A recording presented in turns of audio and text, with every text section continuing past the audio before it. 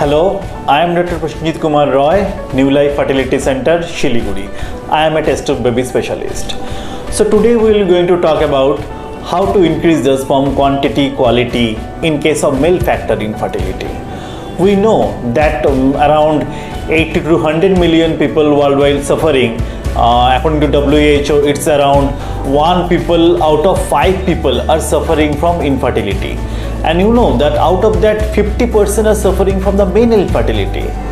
So we'll be talking about how to increase the sperm count and quality in case of male factor infertility.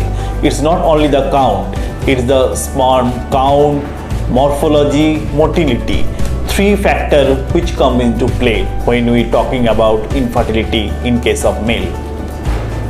So when we see the sperm count, it's called either azoospermia when there is a no sperm count, or there is a suboptimal count which is called oligozoospermia.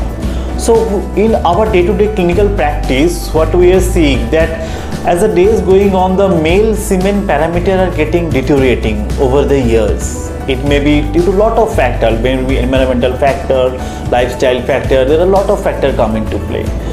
So when a couple go to the after infertility, go to the local gynecologist, they do the semen test usually from the local lab, and what is most important, they don't follow the WHO 2010 criteria, which is very much important.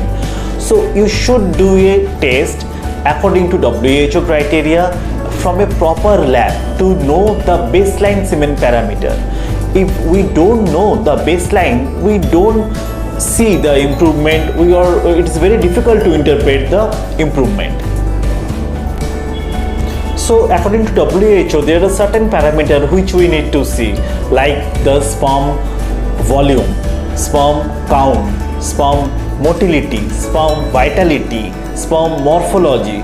All these criteria should follow, and there are certain things we have to keep remember, like the abstinence should be 2 to 7 days gap, the spillage of the masturbation sample should be avoided, and it should be see within 30 minutes of the collection. So it would be better to collect the sample adjacent to the andrology room. So now, how to optimize the sperm quality and quantity? So it can be done in 2 ways. One is non-medicinal method, one is medicinal or hormonal and surgical method. So non-medicinal method is mostly important is the lifestyle factor. We know that today lifestyle is too much erratic. So lifestyle, what are the factors which affect the quality and the quantity of the sperm? First of all, obesity. If you are obese, like BMI more than 30, there is a high chance of getting the oligospermia or azoospermia sample. Then other substance abuse like alcohol, like tobacco, these are the these substance abuse generate more ROS, oxidative damage to the sperm. And then like environmental factor, like who are using the mobile, keeping in the pocket, or laptop, putting in a laptop in your lab, generating lots of heat, and which increase the temperature of the scrotum. And we know why the scrotum stay outside of your body, because to decrease the temperature of the scrotum, to increase more production of the sperm. And if you increase the temperature by anyhow, by putting a laptop over there or taking a hot bath, it increases the temperature of the scrotum, and by chronic exposure it decreases the production of the sperm. Apart from that, frequency of ejaculation is also important. If you do more ejaculate every 2 to 3 days, the sperm will be healthier, get better. And if you put it inside, then it get more damaged by the local environment. So frequency of intercourse is a big factor. So that is why we always tell that you should stay at least 2 to 3 times a week you do intercourse to get a pregnancy as soon as possible. Now there are 2 options. If you have oligospermia, we can treat it surgically or medically. The surgically, whom we treat surgically, if by ultrasound we detect some varicocele, we can do surgical correction of the varicocele, that will increase the sperm count. Or we can do in medical way.